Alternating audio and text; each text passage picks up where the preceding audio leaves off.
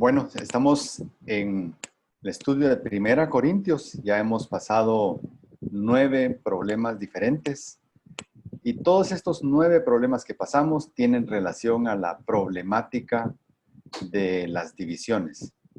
Es una problemática compleja. Ahí habían sectarismos, preferencias, liderazgos no sanos, no como los que Dios desea, pero todo generado por los hermanos de esa iglesia. Ni siquiera por los líderes, era por los hermanos. Pero hoy estamos por entrar a un nuevo capítulo, el capítulo 5. Y en ese capítulo Pablo abre otra temática de los problemas que pueden suceder entre los creyentes. Y es muy triste tener que ver pasajes como este. Y les digo que es muy triste porque Pablo no se está dirigiendo a no creyentes, a no salvos, no se está dirigiendo al mundo en general, se está dirigiendo a una iglesia local, a una iglesia formada en una buena medida por creyentes, aunque seguramente en esa iglesia también había algunos que se congregaban que no eran creyentes, pero le está hablando a creyentes. Y el tema que va a hablar hoy es un tema que hasta cierto punto se puede considerar escandaloso. Escandaloso. Y no es porque ese tipo de pecado sea peor que la envidia o que los pleitos o las divisiones, pero en general es un pecado o son un tipo de pecado más escandalosos, socialmente hablando. Y el tema que va a tocar ahora es, en este problema 10, es la inmoralidad sexual. La inmoralidad sexual. Y era una inmoralidad que estaba ocurriendo en esa iglesia presumida, en esa iglesia arrogante, en esa iglesia que se creía superior, en la iglesia de Corinto, como no existe ni siquiera entre los gentiles. Ese es un calificativo que Pablo le da a lo que estaba sucediendo ahí. Y eso es terrible, eso es terrible. Estaban tolerando la inmoralidad sexual en la iglesia. Ya hemos visto que la iglesia no son los templos, las construcciones, no, la iglesia son el conjunto de salvos. Esa es la iglesia, el conjunto de salvos. Pues dentro del conjunto de los salvos en Corinto estaba tolerándose la inmoralidad sexual. Eso lo encontraremos en 1 Corintios 5, del 1 al 13. Y veamos esta base bíblica. A mí me gusta leerla completa porque nos da muy bien el contexto escritural de lo que está hablando. En el 5.1, y antes de empezar, antes de empezar, vamos a orar. Señor, ayúdanos para que en estos versículos podamos encontrar cuál es el mensaje. Si bien era el mensaje de Pablo para una iglesia, la iglesia de Corinto, allá en Grecia, pero ¿qué mensaje hay para nosotros? ¿Qué conocimiento podemos sacar de estos versículos que nos ayuden a cambiar, a transformar nuestras vidas, a ser modelados por tu Espíritu Santo, a dejar prácticas que no te agradan a ti, cosas que suceden en escondidas que creemos que nadie sabe y nadie ve, pero tú las ves, Señor? Ayúdanos a poder discernir de esto, no solo de la actitud de las personas en Corinto tan arrogantes, pero tolerantes al pecado, que eso nos puede enseñar a nosotros. Sí, Señor, eso te pedimos, que, que este tiempo que pasemos meditando en tu palabra hoy deje algo concreto a nuestra vida, para el día de hoy, en nuestras congregaciones, en nuestra vida personal. Todo te lo pedimos y lo agradecemos, Señor, en el nombre de Cristo. Amén. Ahora sí, miremos. 1 Corintios 5, 1 al 3. Dice, en efecto, en efecto. Y ahí eso conecta con lo anterior. ¿Y lo anterior qué era? El tema de la arrogancia. El tema de la arrogancia. En efecto, se oye que entre vosotros hay inmoralidad. Y una inmoralidad tal como no existe ni siquiera entre los gentiles, al extremo de que alguno tiene la mujer de su padre. y os habéis vuelto arrogantes. Aquí vemos que esto no está desconectado de lo anterior. Pablo está diciéndoles, miren, su arrogancia no tiene sentido con las divisiones que están causando. Esos fueron los primeros 4 capítulos. No tiene sentido ser tan arrogantes, tan creídos con respecto a las demás iglesias, cuando ustedes están causando divisiones, pleitos, líos internos, sectarismos internos. Pero ahora pasa, miren, no tiene sentido su arrogancia. No tiene ningún lugar su arrogancia, a pesar de que el Espíritu los ha bendecido tanto, al ver cómo toleran ustedes cosas que ni siquiera los judíos practican. Y os habéis vuelto arrogantes en lugar de haberos entristecido, para que el que de entre vosotros ha cometido esta acción fuera expulsado de en medio de vosotros. Pues yo, por mi parte, aunque ausente en cuerpo, pero presente en espíritu, como si estuviera presente, ya he juzgado al que cometió tal acción. En el nombre de nuestro Señor Jesús, cuando vosotros estéis reunidos y yo con vosotros en espíritu, con el poder de nuestro Señor Jesús, entregad a ese tal a Satanás para la destrucción de su carne, a fin de que su espíritu sea salvo en el día del Señor Jesús. Vuestra jactancia no es buena. ¿No sabéis que un poco de levadura fermenta toda la masa?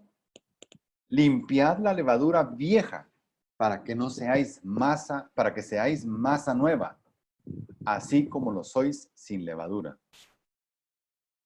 Porque aún Cristo, nuestra Pascua, ha sido sacrificado. Por tanto, celebremos la fiesta no con la levadura vieja, ni con la levadura de malicia y maldad, sino con panes sin levadura, de sinceridad y de verdad. En mi carta os escribí que no anduvierais en compañía de personas inmorales.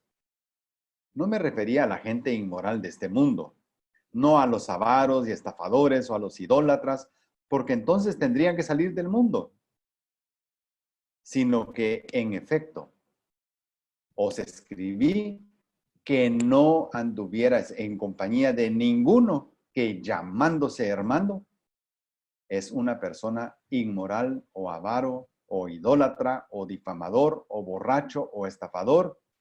Con ese que llamándose hermano es así, ni siquiera comáis. Pues ¿por qué he de juzgar yo a los de afuera? ¿No juzgáis vosotros a los que están dentro de la iglesia? Pero Dios juzgará a los que están afuera.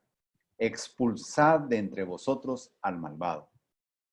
Ese es un bloque, es un capítulo completo, el capítulo 5, que toca una temática bien fuerte, bien difícil y bien triste también.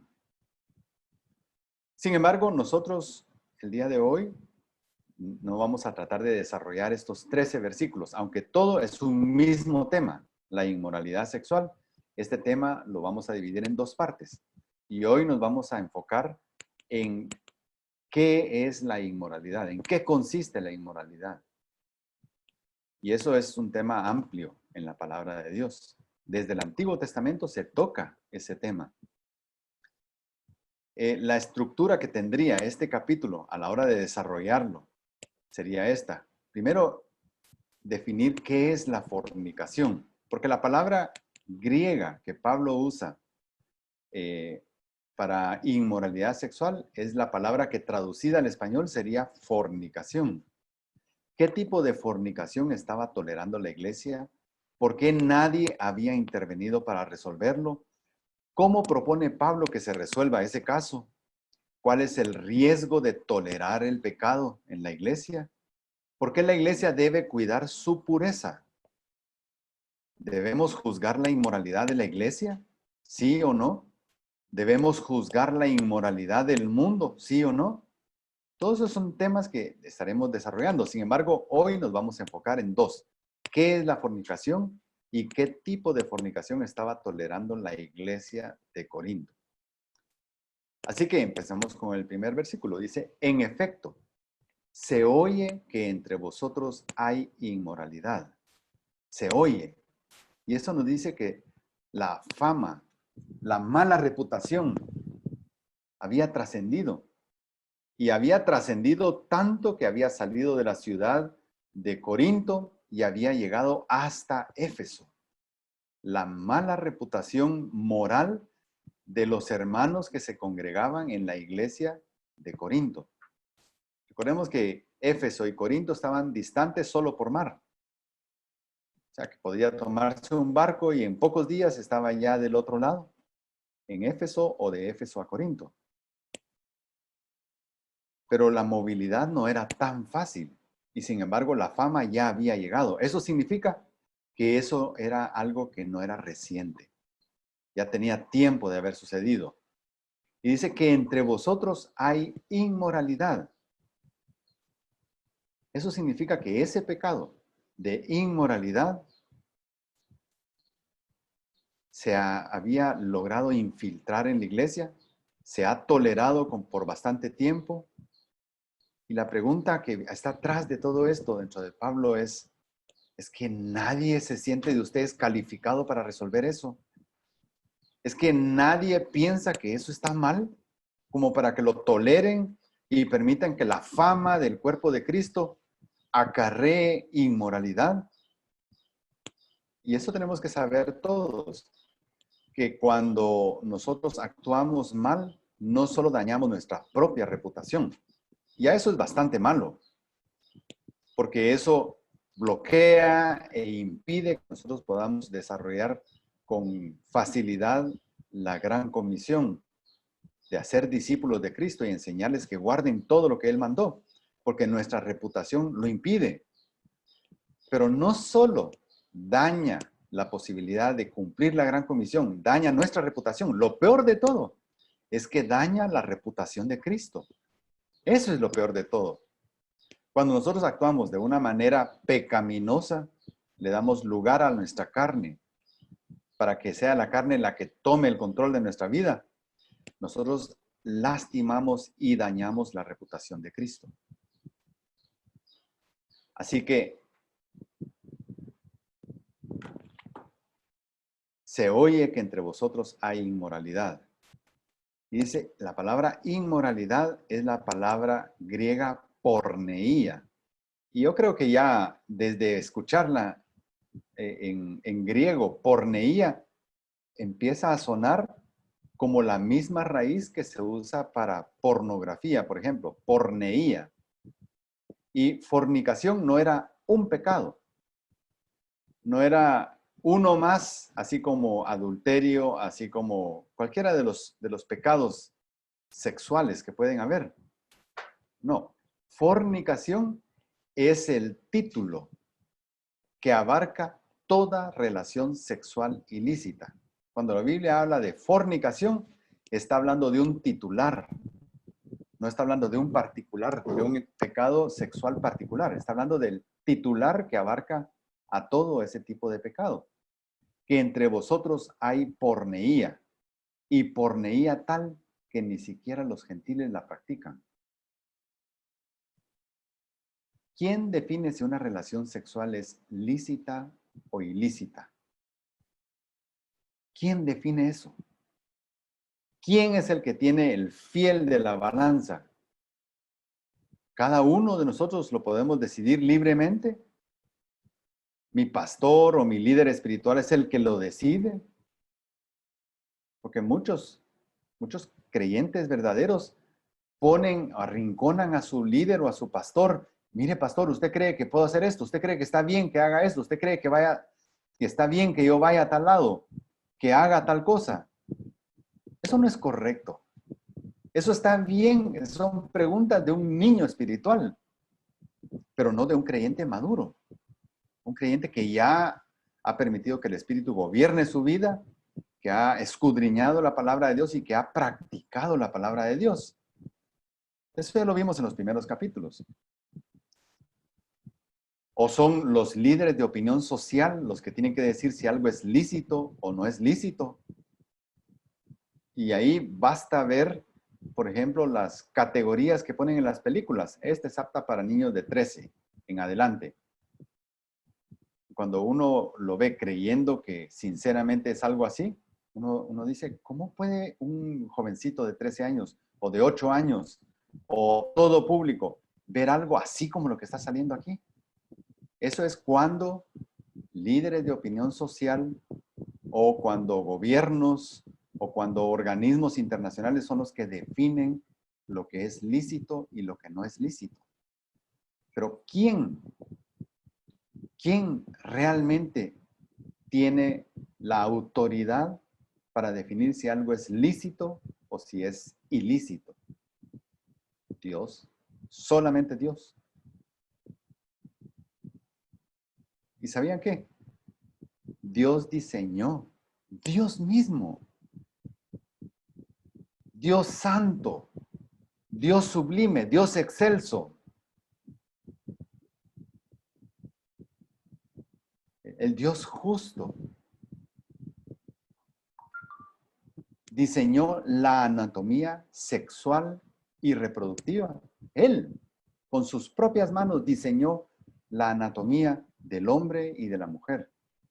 Dios diseñó el género. No es el hombre el que lo decide, Dios lo diseñó. Pero también hay otra cosa que a muchos cristianos por siglos les ha molestado. Es tan solo pensar que Dios haya diseñado el placer sexual.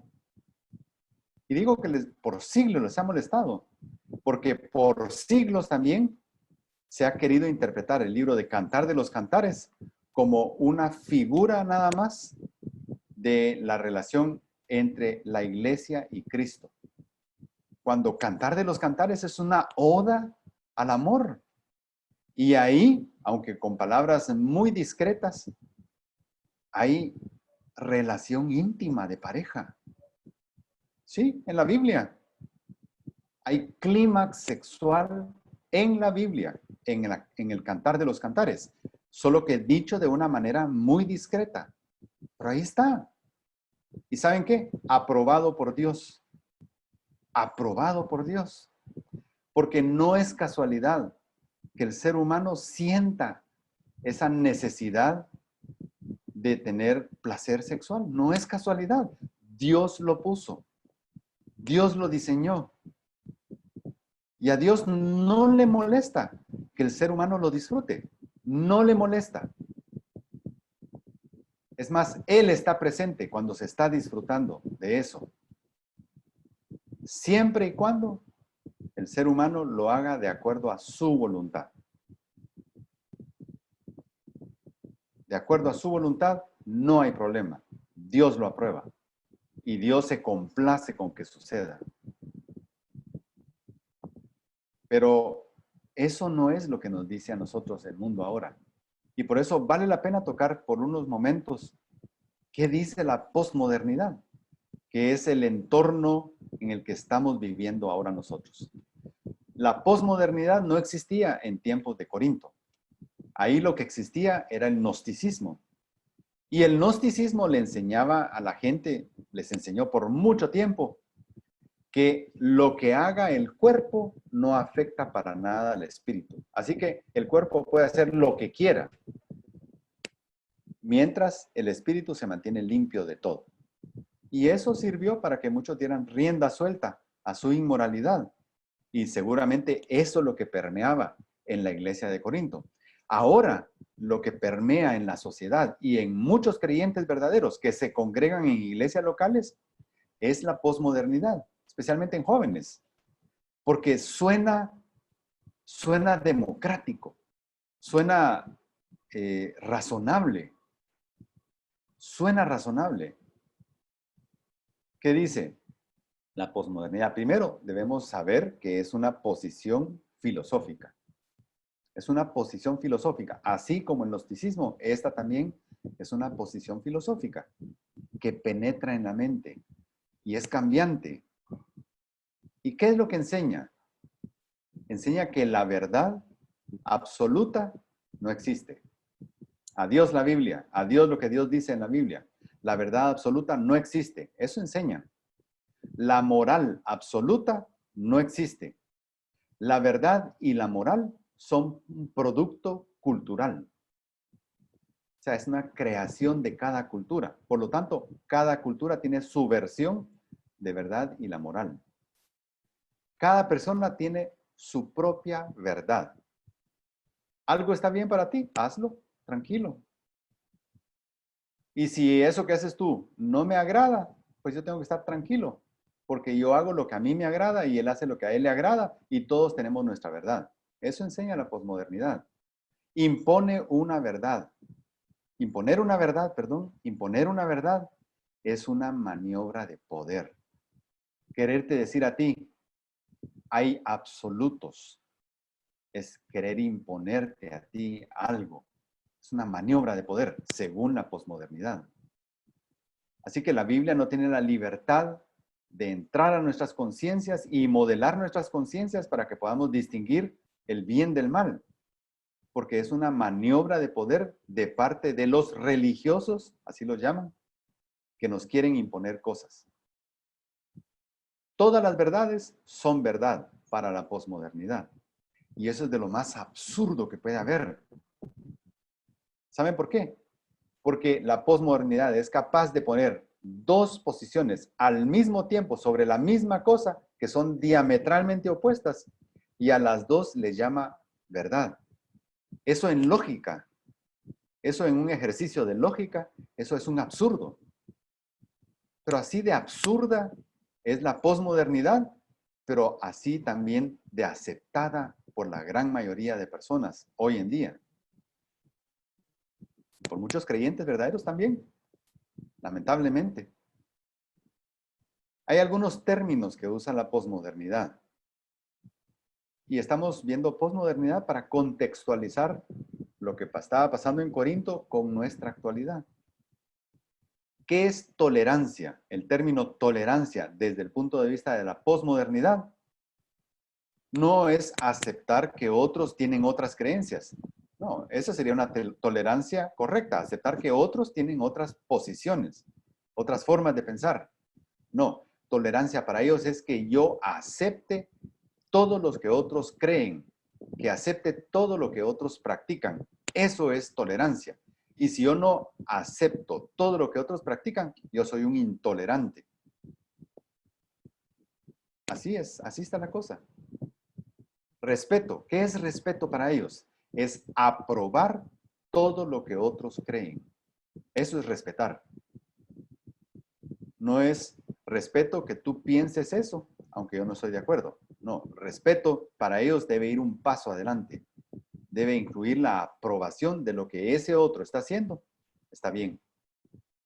¿Qué es libertad? Es hacer lo que yo quiera hacer. Sin límites. Sin límites. Eso, por supuesto, sabemos que la libertad sin límites lleva a un libertinaje, un desenfreno. Pero para ellos libertad es eso, hacer lo que yo quiera hacer. ¿Qué es verdad? Lo que yo crea que es verdad. No hay tal cosa como lo que Jesús decía. Yo soy el camino, yo soy la verdad y yo soy la vida. No, para ellos, la verdad es lo que cada uno crea. ¿Qué es moral? Lo que yo creo que es correcto. Eso es moral. O sea, cada quien, según la posmodernidad, cada quien tiene su propia versión de verdad, de lo bueno y de lo malo.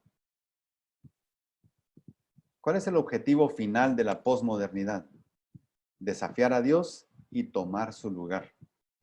Imponer el humanismo individualista.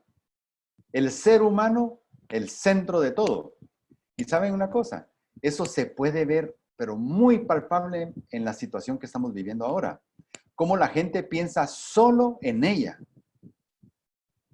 Y hay un eslogan muy usado por los grupos de este tipo. Mi cuerpo es mío, yo hago con mi cuerpo lo que quiera, pero lo que yo haga tiene consecuencias en otro. No, eso no importa.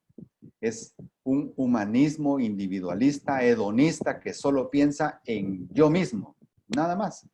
Eso quiere imponer la posmodernidad. Convertir al individuo en el centro de todo, promover la depravación y el libertinaje, negar lo absoluto y convertir todo, absolutamente todo, en relativo. Depende, todo depende. Si te gusta, hazlo. Si te sientes placer, practícalo. Si sientes que está bien, no hay problema. Todo relativo. Eso no es lo que enseña Dios. Pero a pesar de todo eso, de toda esa depravación, desviación, mentira que está permeando en la mente de todos, incluyendo en los salvos, Dios sigue amando al pecador. Sin embargo, a los que ya son sus hijos, Dios se encarga, además de amarlo como un pecador arrepentido, Dios se encarga, si este hijo suyo no es capaz de entender lo que está haciendo y que está mal lo que está haciendo, pues Dios, como un padre al que ama, Dios también disciplina a sus hijos. Dios hace que su sol y su lluvia sigan cayendo sobre todos, sobre buenos y malos. Dios no ha cerrado la puerta. A pesar de eso, Dios no ha cerrado la puerta. Dios no ha dejado de dar oportunidades. Cada día que el no creyente sigue con vida, es un día en que tiene oportunidad para creer en Jesucristo como su Señor y Salvador. Y en el caso de la iglesia, del conjunto de los salvos, que ya le conocemos, Dios lo que está esperando es que nosotros marquemos la diferencia, que seamos la sal de la tierra. Esa sal que no es para darle sabor a la tierra, es la sal que en tiempos de Jesús y en tiempos del Antiguo y del Nuevo Testamento era una sal que era lo único que tenían disponible los seres humanos para evitar que se descompusieran los alimentos, especialmente las carnes, los pescados. Era la sal.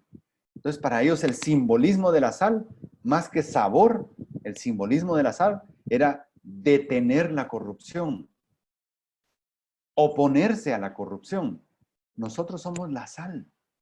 Somos llamados a ser la sal, con artículo, la sal. Nadie más lo hace, solo la iglesia, solo los salvos.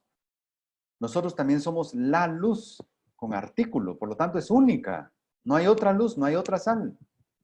Llamados a iluminar la oscuridad del mundo con el conocimiento de la palabra de Dios y con la práctica de la vida cristiana, mostrándole a los demás cómo es Cristo. ¿Cómo es Cristo? Así que estamos clarísimos y muchos cristianos están bien claros en esto. Estamos en el mundo, pero no somos del mundo y se quedan ahí. Y dice, ¿cuándo viene el Señor? ¿Cuándo se acaba todo esto? ¿Cuándo me voy al cielo? ¿Cuándo? Porque solo piensan que estamos en el mundo como un mal necesario. Pero no somos del mundo, somos ciudadanos del cielo. Y ya quiero ir, ya quiero que se acabe. Ya quiero que Jesús venga. Pero olvidan que esa primera frase, estamos en el mundo, tiene implicaciones para nosotros. De ser la sal, de ser la luz. Así que debemos recordar, sí, estamos en el mundo, pero no somos del mundo. Pero, como estamos en el mundo, no perdamos el tiempo. Si estamos acá, es porque tenemos una misión que cumplir. No es correcto estar pidiendo al Señor, Señor, ya ven, ya ven, ya ven, ya me quiero ir, ya me quiero ir. El Señor va a decir, ¿y tu tarea acá y tu misión? Cumple tu misión. ¿Te irás conmigo? Sí. Pero mientras estés aquí, cumple tu misión. Cumple tu ministerio. Cumple tu propósito en medio del mundo perdido. Tú ya encontraste la salvación. Gracias. Qué bueno. Qué bueno. Pero por medio tuyo, ¿otros han encontrado la salvación? ¿Sí o no?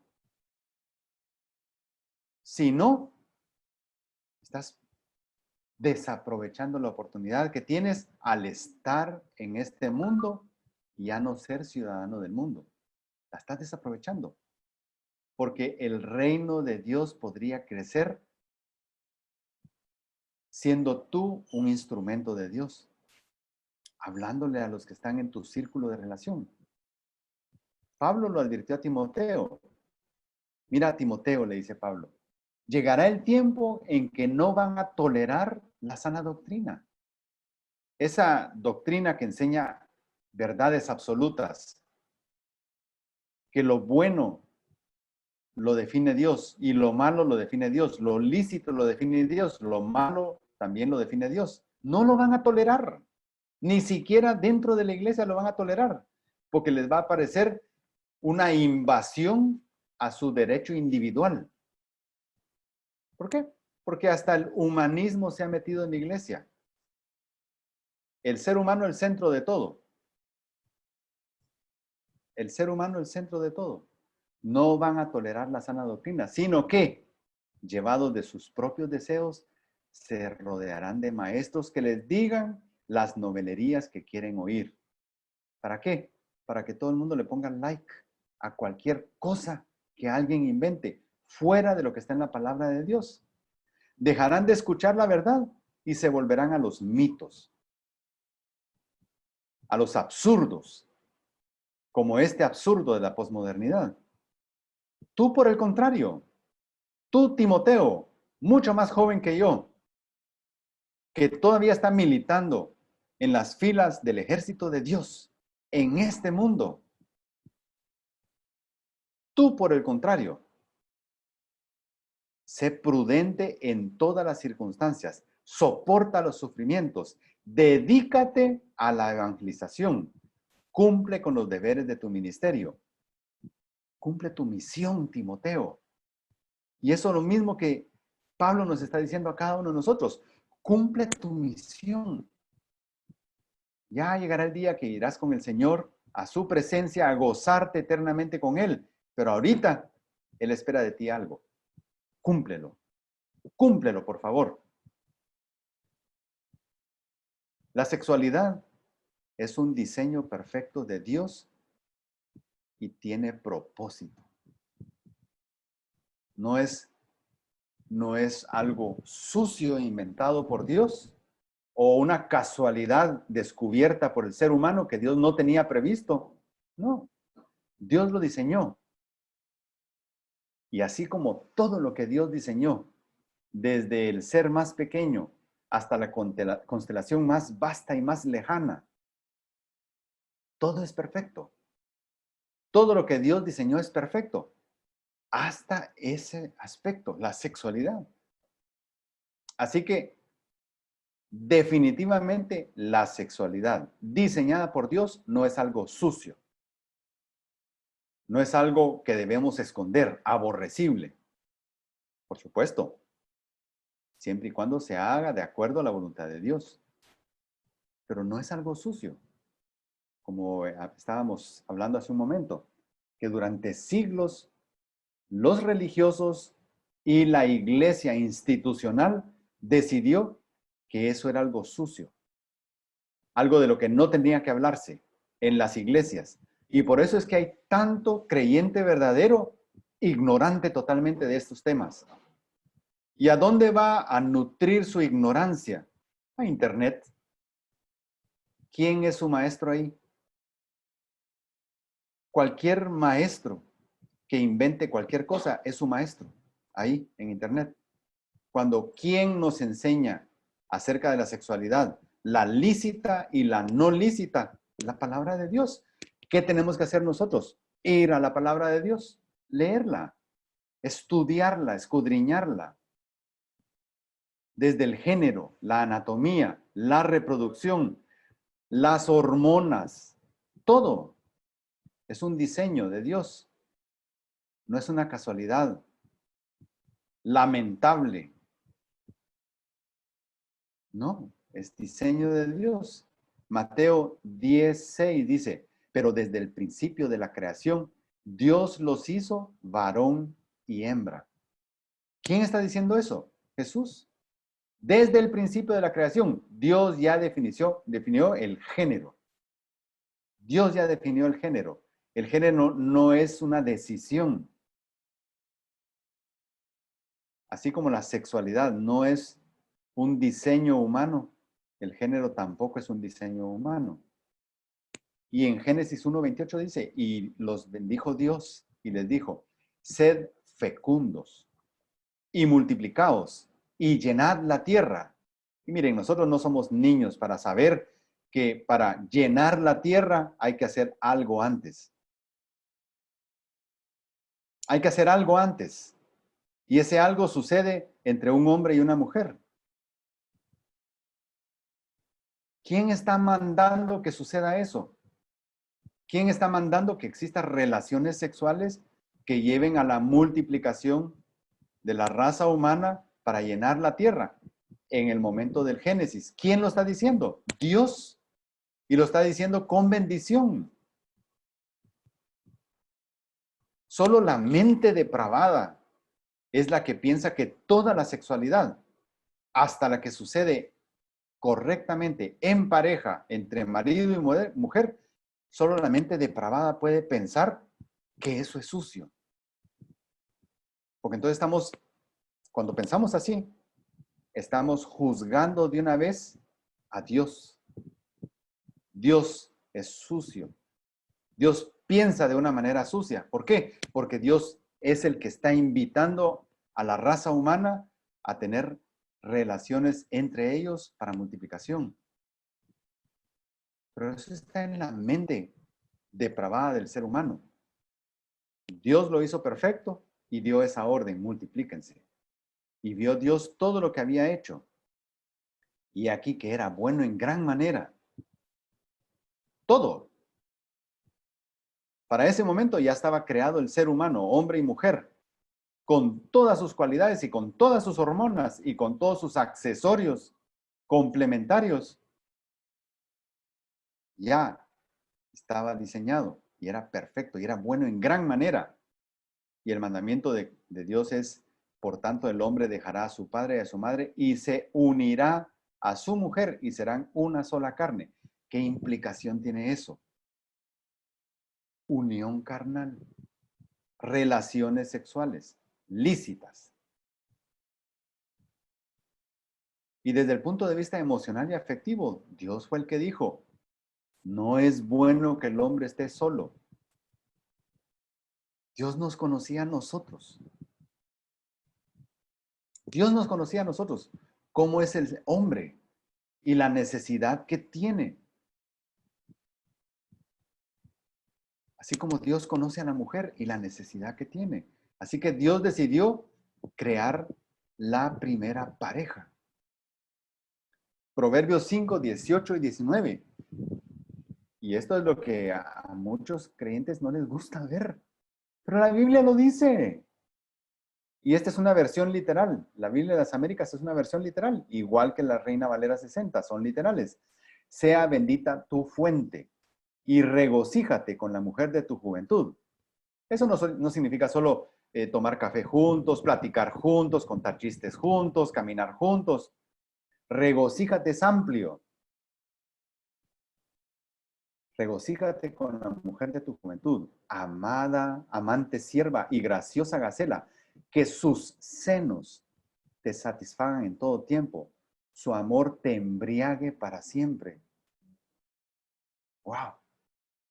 Eso es palabra de Dios, inspirada por Dios y está en la Santa Biblia. ¿Para qué? Para que la escondamos y que nuestros hijos no la vean y qué vergüenza y qué horror que esté eso en la Biblia. No, es para nuestra edificación. ¿Tienes esposo? ¿Tienes esposa? Disfrútense mutuamente. Eso es lo que está diciendo ahí. Disfrútense a tal grado que no busquen nada afuera. Dentro de los dos, dentro de la pareja, encuentran todo lo que necesitan. Y Cantares 5:1. Muchas veces se dice, en el Cantar de los Cantares, en ningún momento se menciona el nombre de Dios, y es cierto. Sin embargo, en este versículo, que justamente en cuanto a los versos del cántico del Cantar de los Cantares, este es el verso central. Este 5:1 es el verso central. Dice, y también cuando leemos Cantar de los Cantares debemos recordar que hay diferentes personajes que lo van narrando. A veces es el novio, a veces la novia, a veces los amigos de la novia, a veces los amigos del novio, diferentes personas las que están narrando, pero este 5:1 es el único versículo en que el único que podría estarlo diciendo es Dios. Oigan cómo empieza. Y me refiero a Dios en la última parte. Dice, he entrado a mi huerto, hermana mía. Ahí está hablando el novio. He entrado a mi huerto, hermana mía, esposa mía. He recogido mi mirra con mi bálsamo. He comido mi panal y mi miel. He bebido mi vino y mi leche. Ahí está hablando de que se ha consumado la relación íntima por primera vez en esta pareja.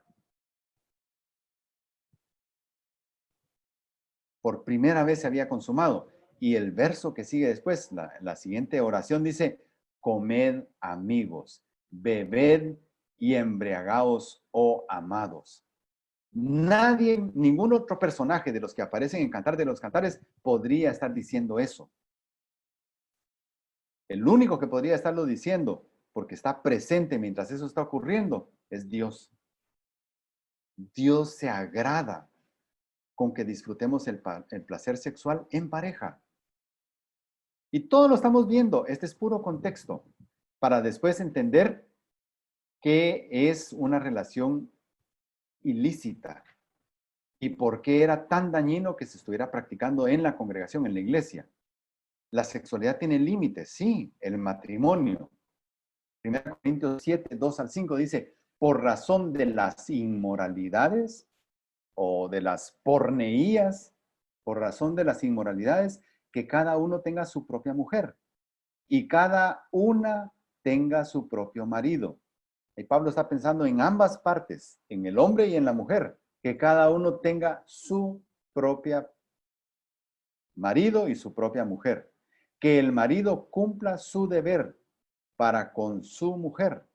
Y miren, aquí está hablando de marido y mujer.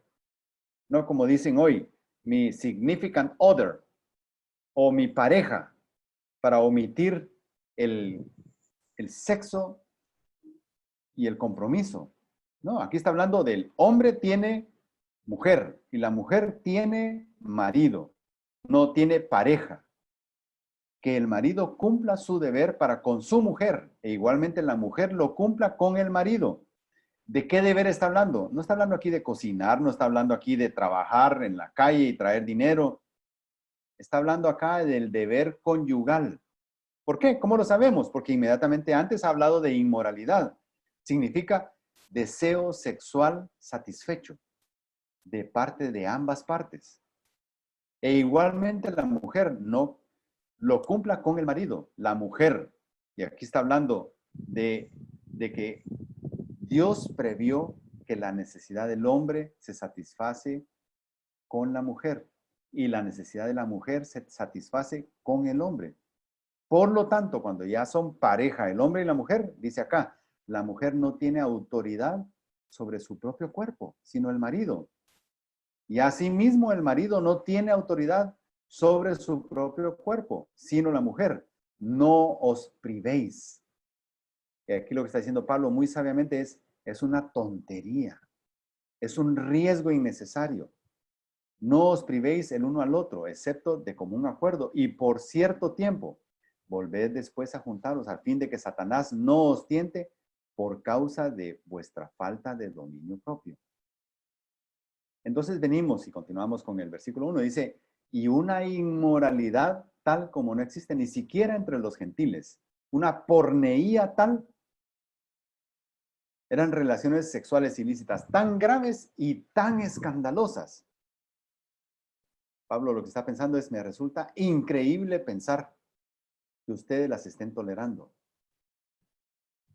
Como no existe ni siquiera entre los gentiles, a pesar de que la inmoralidad en la que vivían los corintios era reconocida en todo el mundo conocido, por las prácticas ahí mezclando religión pagana con sexualidad, a pesar de los bajos estándares morales que ellos tienen, a pesar de que esa es una práctica culturalmente aceptada entre los corintios, a pesar de todo eso, ni siquiera ellos llegan a los extremos que ustedes la iglesia de Cristo en Corinto han llegado. ¡Qué vergüenza! Y qué pésima reputación se han ganado. Eso está detrás de las palabras de Pablo, como no existe ni siquiera entre los gentiles. ¿Qué tipo de fornicación menciona la Biblia? Recordemos, la fornicación es la relación sexual ilícita, porneía. Existe el adulterio. Éxodo 20:14 dice, no cometerás adulterio, no te acostarás con la mujer de tu prójimo, contaminándote con ella. Levítico 18:20. Si un hombre comete adulterio con la mujer de otro hombre, el adúltero y la adúltera ciertamente han de morir. Esa era la ley de Moisés, eso establecía. Por eso es tan llamativo ese momento cuando llevan a la mujer adúltera agarrada en el acto mismo del adulterio frente a Jesús. Si fue infraganti, ¿dónde está el hombre?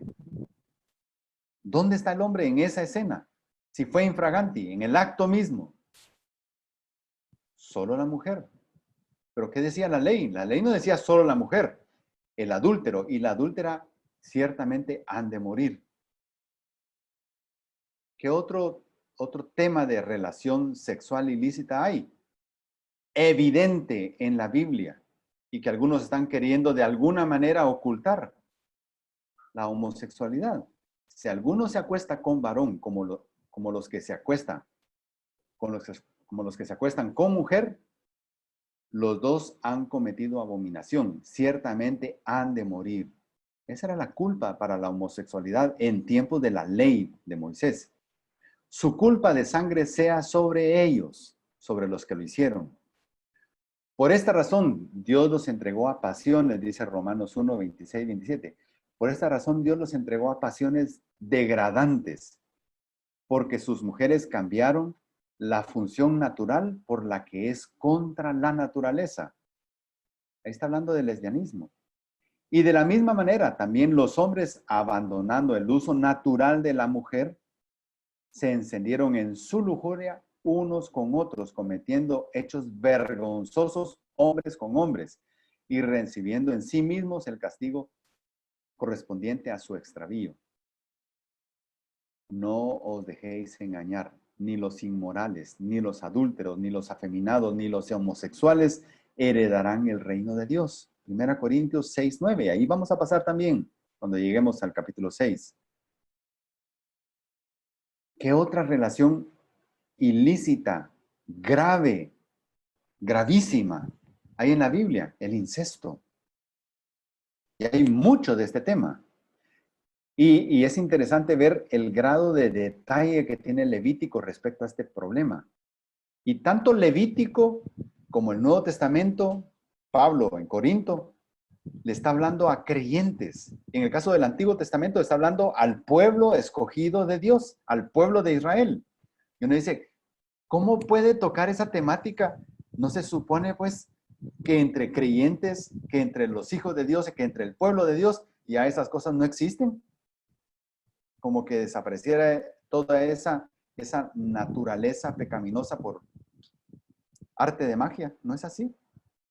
El creyente conserva una naturaleza pecaminosa y tiene todas las posibilidades de pecar. Por supuesto, no debe hacerlo, pero tiene todas las posibilidades de pecar.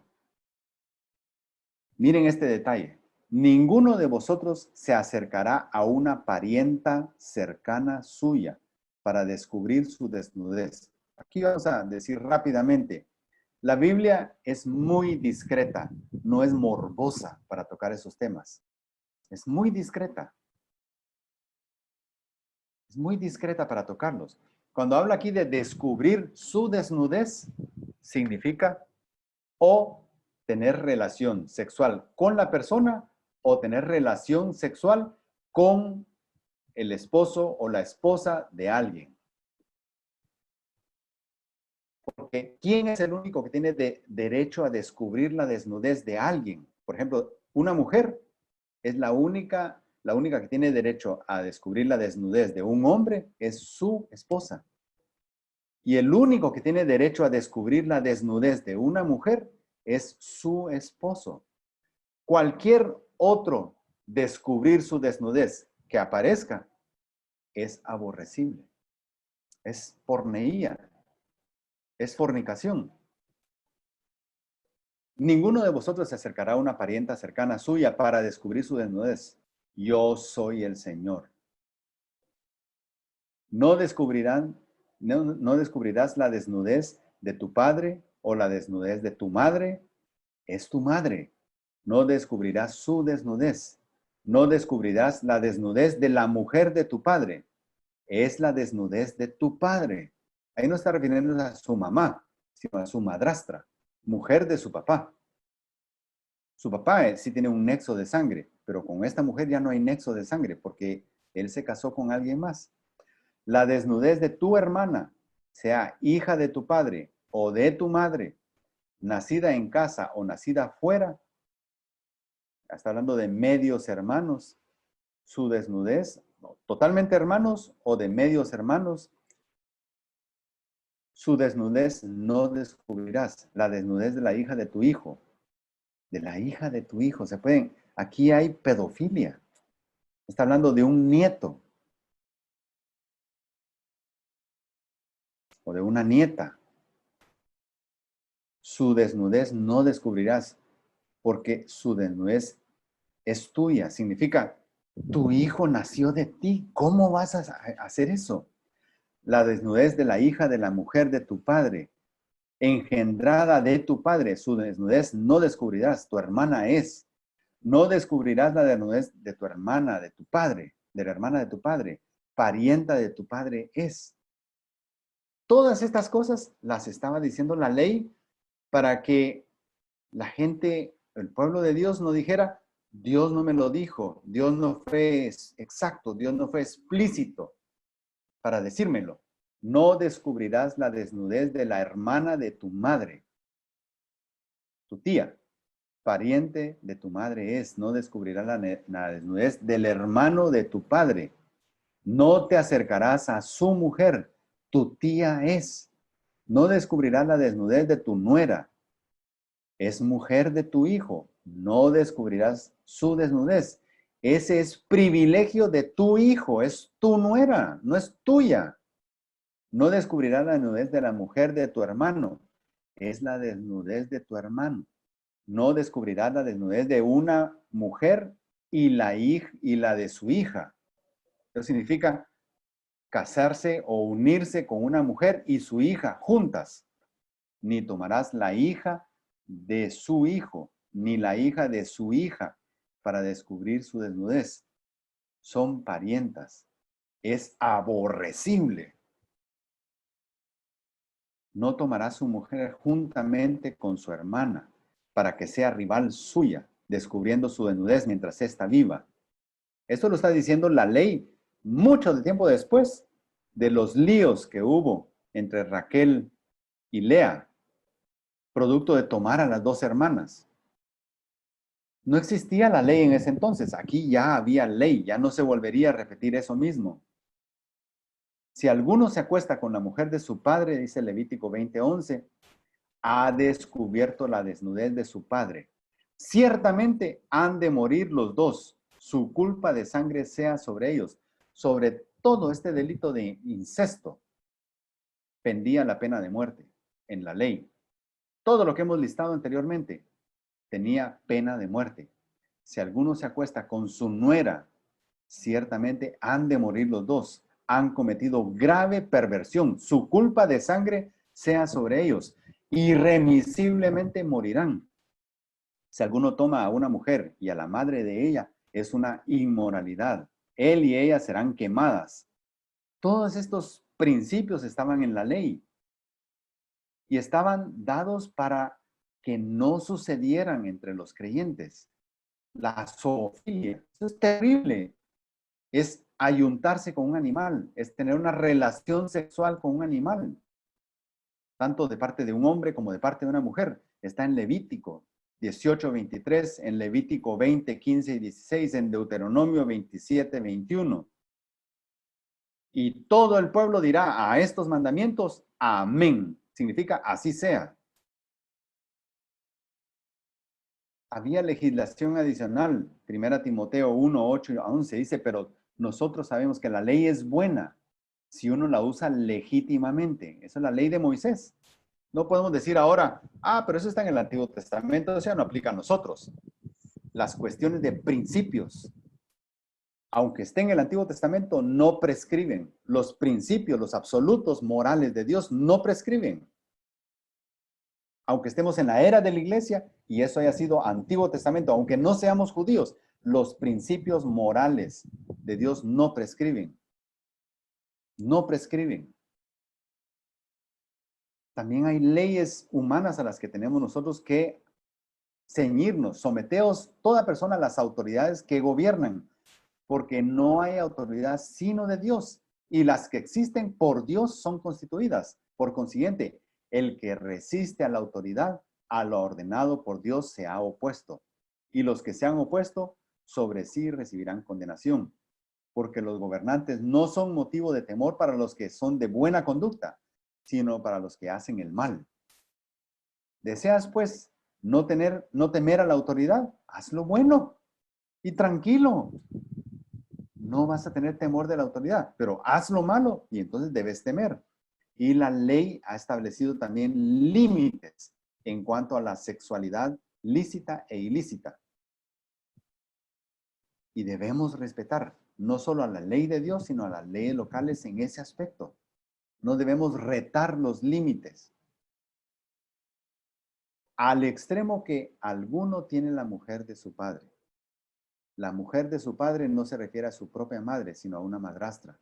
Es un pecado cometido por un miembro de la iglesia local. Era inaceptable, incluso para los gentiles de Corinto.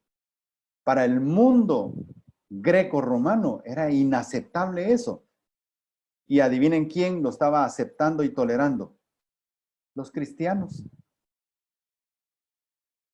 Los seguidores de Cristo. La iglesia de Cristo. El arrogante pueblo de Cristo en Corinto.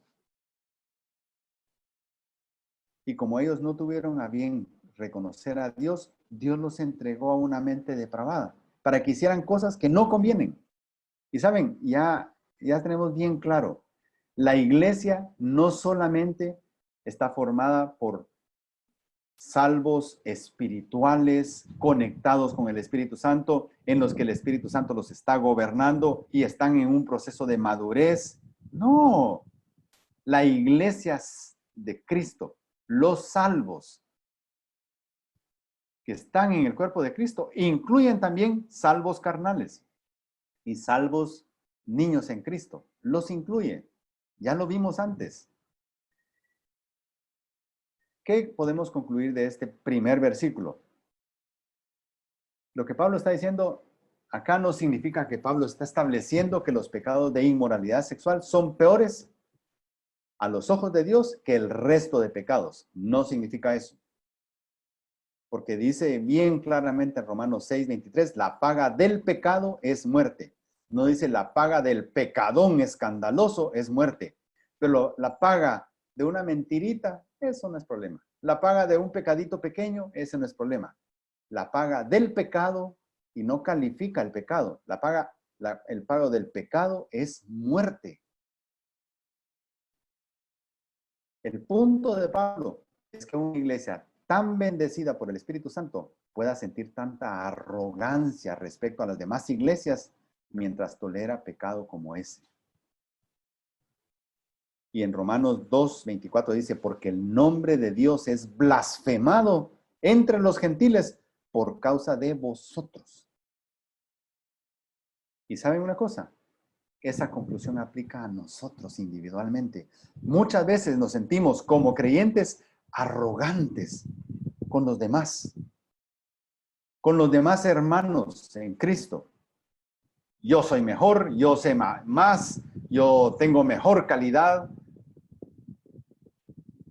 Pero lo que hacemos muchas veces es esconder y ocultar cosas feas que hacemos, feas que practicamos. Ahí las tenemos ocultas, pero somos arrogantes con los demás. mientras nosotros mismos, hacia nosotros, relativizamos el pecado y lo toleramos, pues ni como congregación debemos ser arrogantes respecto a otras congregaciones y juzgarlas y desecharlas, porque bien dice la palabra, cada siervo sirve a su Señor.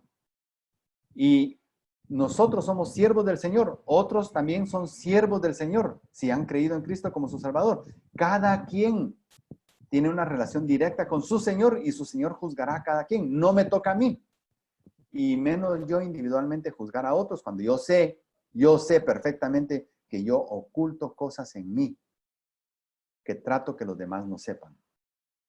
Y muchas veces ignorando que Dios lo sabe. Que el Señor los bendiga. Este tema continuará. Este problema de la inmoralidad sexual continuará. No se ha terminado. Son 13 versículos del capítulo 5 y continuará la siguiente vez. Oremos. Señor, ayúdanos para poder ser limpios delante de ti. No jugar con el pecado, no jugar con la inmoralidad, no pretender relativizarla, tolerarla en nosotros mismos. Ayúdanos, Señor, a poder entender que tú hiciste todo perfecto, incluyendo la sexualidad. Y ayúdame a mí y a cada uno de mis hermanos a disfrutarla como tú lo has establecido y no fuera de ese ámbito. Y si alguno de nosotros tiene algo fuera de lo que Dios ha permitido, pídale perdón a Dios ahorita. Arrepiéntase de eso y no tolere, así como estos hermanos de Corinto estaban tolerando ese pecado, no toleren en su vida esa inmoralidad. Sáquenla. Líbrense de ella. Antes de que Dios, su Padre amoroso, tenga que venir y disciplinarnos. Antes de eso, debemos nosotros juzgarnos a nosotros mismos. Así que, Señor, ayúdanos a poder vivir vidas santas de acuerdo a tu voluntad y a continuar profundizando en este tema que tú has dejado en la carta a los Corintios. Te bendecimos, Señor, y te alabamos y oramos en el nombre de Cristo. Amén.